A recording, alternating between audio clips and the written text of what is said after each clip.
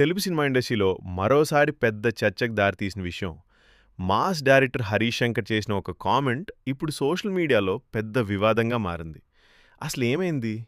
ఎందుకు ఒక్కసారిగా ఆయనపై ట్రోల్స్ మొదలయ్యాయి? ఇప్పుడు అది ఎంతవరకు వెళ్ళింది? ఇవన్నీ ఈ వీడియోలో తెలుసుకుందాం. తెలుగు సినిమా ఇండస్ట్రీలో మాస్ ఎంటర్టైనర్ సినిమాలతో ప్రత్యేక గుర్తింపు తెచ్చుకున్న దర్శకుడు హరీష్ శంకర్.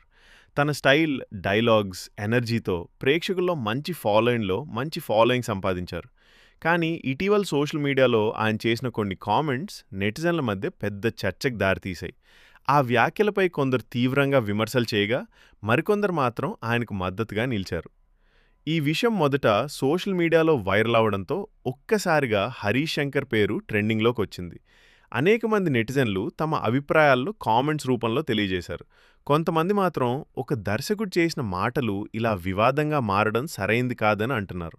మరొక వైపు పబ్లిక్ ఫిగర్స్ మాట్లాడే ప్రతి మాటకు బాధ్యత ఉండాలని కూడా చాలామంది చెప్తున్నారు. ఈ పరిస్థితుల్లో హరీష్ శంకర్ కూడా స్పందించారు. తన మాటలను తప్పుగా అర్థం చేసుకున్నారని, ఎవరికీ అవమానం కలిగించే ఉద్దేశం లేదని. అయితే సోషల్ మీడియాలో మాత్రం ఈ విషయం ఇంకా చర్చగా కొనసాగుతోంది. ఫ్యాన్స్, యాంటీ ఫ్యాన్స్ మధ్య డిబేట్ జరుగుతున్నాయి.